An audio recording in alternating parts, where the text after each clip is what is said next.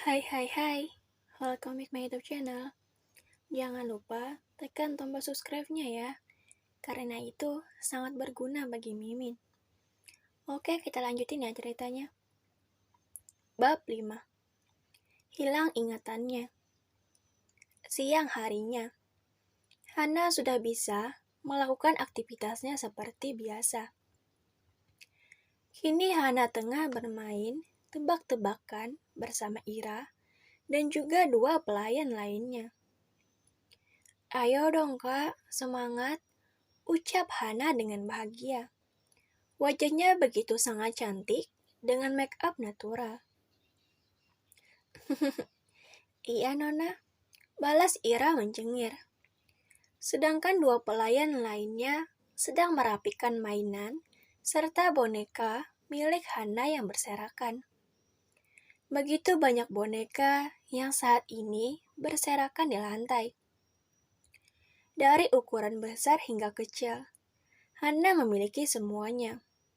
Bahkan, Hana tak ragu-ragu jika dia ingin memberikan bonekanya kepada orang yang menemaninya bermain. Hana memiliki sifat anak-anak yang begitu menggemaskan, dan itu membuat orang yang melihatnya merasa bahagia. Kak, Hana boleh tanya nggak? Tanya Hana. Dia menghentikan aktivitasnya sejenak. Bukan Hana saja, Ira dan dua pelayan itu pun juga ikut menghentikan aktivitasnya. Iya nona, mau bertanya apa? Sepertinya itu sangat membahagiakan. Tebak Ira senyum-senyum. Hana ikut senyum-senyum dan melihat-lihat sekitarnya. Sini kak, aku bisikin aja. Hana melambaikan tangannya, mengisyaratkan agar Ira segera mendekat. Ira begitu patuh dan segera mendekatkan telinganya kepada Hana. Hana pun senang melihatnya. Dia segera membisikkan sesuatu kepada Ira. Setelah mendapatkan bisikan dari Hana, Ira seketika terdiam. Dia bingung harus menjawab apa. Ira tidak memiliki keberanian menjawab pertanyaan yang barusan dibisikkan oleh Hana. Hanya Rianlah yang harus menjawabnya. Karena itu berurusan dengan dunia luar. Melihat raut wajah dari Ira, Hana perlahan mengerti.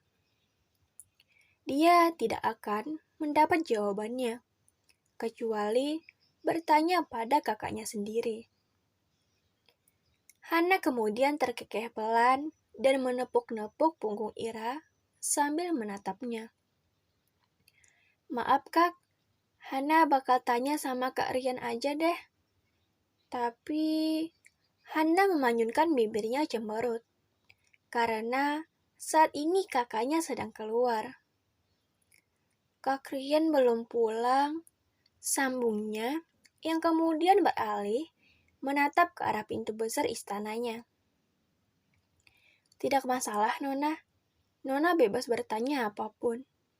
Tapi pertanyaan tadi hanya Tuan yang bisa menjawabnya. Jelas Ira dengan lembut. Tunggu sebentar lagi, Tuan pasti pulang konon. Tidak ada suara yang keluar dari mulut Hana. Dia hanya menanggapinya dengan anggukan kecil.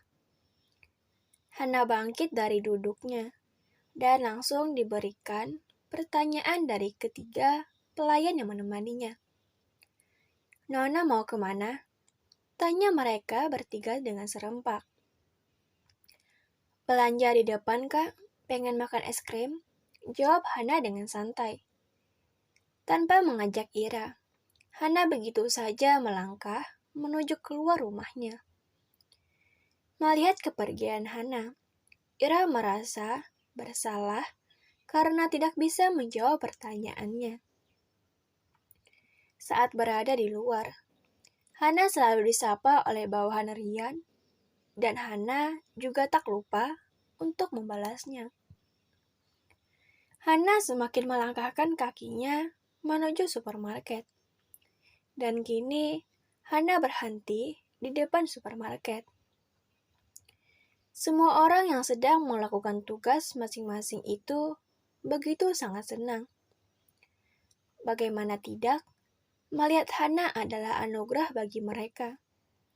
Sangatlah disayangkan jika seseorang menyia-nyiakannya. Hana sama sekali tidak keberatan ataupun merasa risih jika ditatap dan dimanja. Tanpa pikir panjang, Hana langsung masuk ke dalam supermarket yang cukup besar itu. "Permisi Kak," sapa Hana kepada kasir yang terlihat lemah lembut. Sang kasir tersebut segera membungkukkan kepalanya, barulah dia menjawab, "Iya Nona, ada yang bisa kami bantu?" Tanyanya balik kepada Hana. Hana diam sebentar. Dia tengah memikirkan sesuatu. "Hana pengen beli es krim sama permen, Kak?" Ucap Hana dengan lembut dan tersenyum manis kepada beberapa kasir di depannya. Kasir yang berjaga itu pun seakan ingin pingsan mendengar suara Hana yang begitu memabukkan. Kasir yang berjumlah 3 orang itu segera menganggukkan kepalanya bersamaan. Tanpa menunggu lama, mereka segera mengambilkan apa yang diinginkan oleh Hana. 1 kantong paper bag sudah siap. Mereka menyerahkannya kepada Hana. Dengan begitu senang hati, Hana menerima paper bag tersebut dan kemudian menyerahkan kartu pribadinya kepada salah satu kasir. Sang kasir mengambil kartu yang diserahkan oleh Hana dan segera memotong sedikit saldo yang berada di dalamnya. Kartu telah dikembalikan dan Hana segera pergi keluar dari supermarket. Setelah berada di luar, Hana tidak berpikir untuk kembali ke dalam rumah. Dia malah pergi menuju taman. Tidak ada yang menemani Hana saat ini, tetapi dia tetap tenang. Tidak akan terjadi apa-apa kepadanya, karena di setiap halaman ada penjaga yang berdiri. Sedangkan di tempat lain, rumah sakit tempat Hana melakukan perawatan.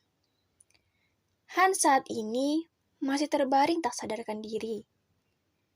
Namun, dari pernyataan dokter, Han akan segera membuka matanya dan kembali melihat dunia. Tak lupa, sekretaris Pian yang masih menemani Han. Beberapa saat kemudian, jari jemari Han bergerak perlahan. Sekretaris Pian yang menyadari adanya pergerakan pun langsung menghampiri bangsal Han. "Tuan," panggil sekretaris Pian dengan bahagia.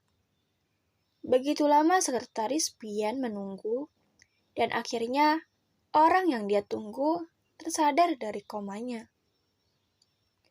Han membuka matanya, dan raut wajahnya menjadi berbeda dari sebelumnya.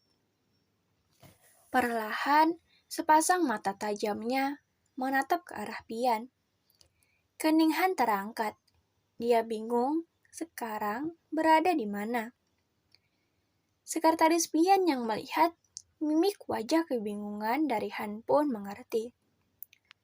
"Tuan sedang berada di rumah sakit," jelas sekretaris Pian dengan tegas.